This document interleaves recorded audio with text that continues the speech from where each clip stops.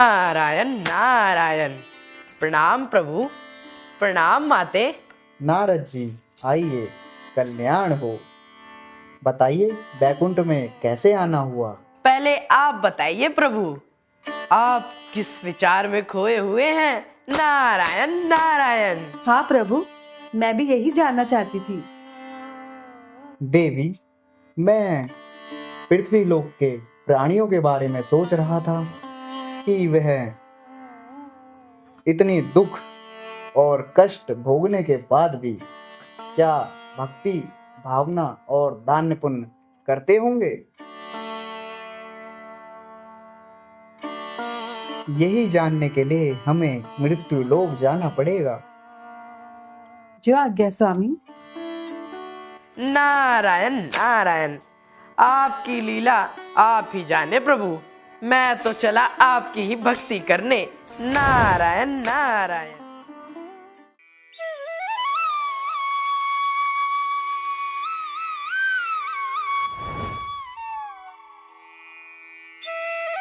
देवी, चलिए पृथ्वी लोक पर भ्रमण करते हैं और यहाँ के प्राणियों का स्वभाव देखते हैं। चलिए प्रभु।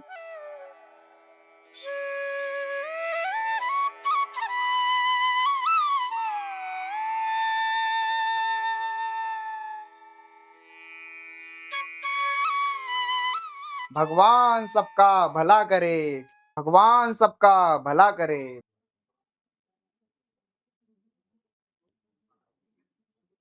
प्रणाम महाराज। सेठ जी, आपके ऊपर भगवान की बहुत कृपा है। कैसी कृपा महाराज?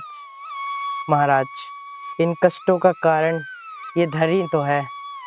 इस धन के कारण मेरे बच्चे मुझे छोड़कर चले गए और इस घर में सिर्फ मैं और मेरी पत्नी ही रहते हैं। और मेरी पत्नी हमेशा बीमार ही रहती है, जो अपने बच्चों को हमेशा पुकारती रहती है। यदि आज ये धन न होता तो शायद मेरे बच्चे मेरे पास होते। अरे सुनती हो? प्रणाम महाराज। प्रणाम देवी। क्या करें महाराज, जिन बच्चों के लिए हमने जीवन भर इतना धन जोड़ा और आज वही बच्चे उस धन के लिए हमको छोड़कर चले गए। सेठ जी, आपके कष्टों का कारण धन नहीं, आपके कर्म हैं। जिस धन को आपने इतनी बेईमानी और लोगों पर अत्याचार कर कर कमाया, उसी धन से अपने बच्चों का पालन पोषण करा। आपके बच्चे उसी धन को अपना पिता समझने लगे और आपको छोड़कर चले गए। और सेठानी जी, आपने भी जीवन भर सिर्फ धन इकट्ठा किया, धर्म कर्म और पुण्य इस विषय में कभी सोचा ही नहीं।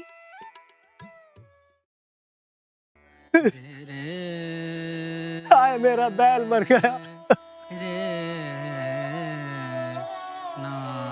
हाय मेरा बैल। अरे भाई, तुम रो क्यों रहे हो? और ये बैल कैसे मर गया?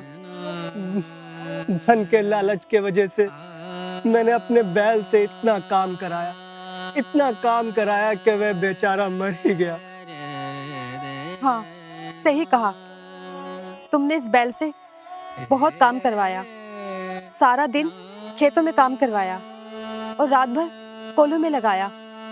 तुमने इस बैल से बहुत धन कमाया, किंतु इस विषय में सोचा ही नहीं और ये बेचारा मर गया। ठीक ही कहा देवी, अधिक धन ही मेरी परेशानी है। ना ये धन होता और ना मुझे लालच और ना ही मेरा ये बैल मरता। अब मुझे कल से अपना जीवन भूखे पेट ही बिताना पड़ेगा। प्रभु, मैं ये क्या देख रही हूँ? मैंने सोचा था कि धन और वैभव को देखकर लोग मेरी पूजा करेंगे, मेरा सम्मान करेंगे, लेकिन यहाँ तो सब धन से ही परेशान है।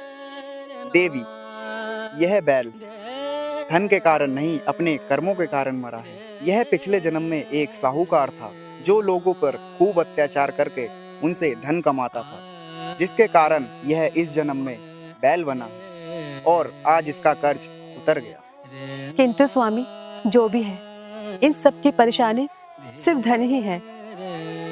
चलिए देवी, आगे चलते।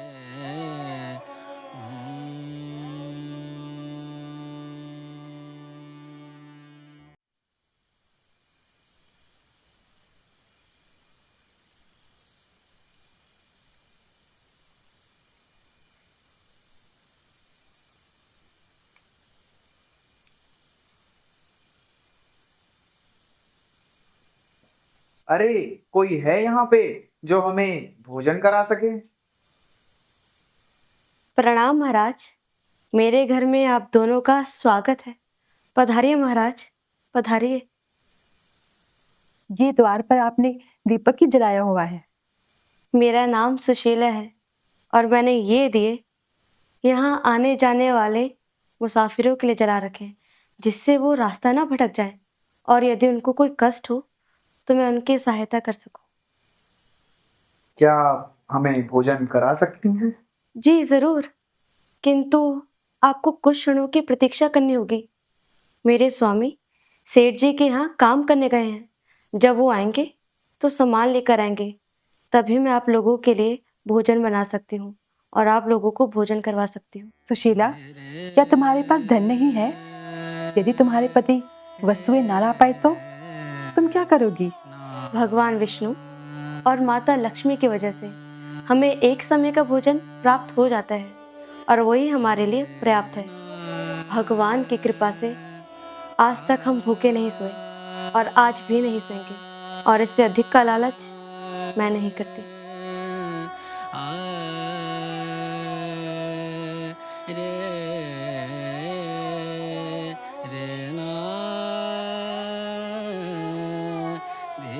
ये लीजिए महाराज, इस रूखे सूखे को हम भगवान का प्रसाद समझकर भोग लगाते हैं। आप भी इसे भगवान का प्रसाद समझकर भोग लगाइए, आपको संतुष्टि मिलेगी।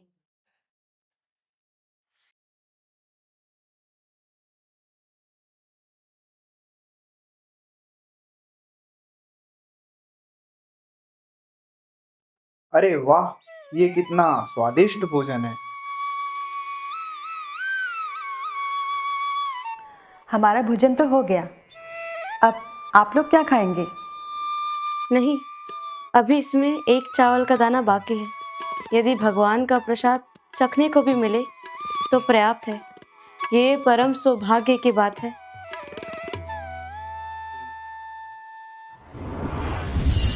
संसार का सबसे बड़ा धन संतोष है, किंतु मनुष्य अपने लालच लोभ के कारण इसे भोग नहीं पाता। किंतु तुम दोनों ने खुद भूखा रह करके हमें भोजन कराया। मैं यह आशीर्वाद देता हूँ कि इस घर में कभी भी धन और धान्य की कमी नहीं होगी। तुम्हारे भंडार हमेशा भरे रहेंगे। प्रभु, आपका दिया हुआ हमारे पास सब कुछ है, लेकिन हमें आपके चरणों में स्थान और आपकी भक्ति का आशीर्वाद चाहिए। प्रभु, आशीर्वाद चाहिए। तथास्तु।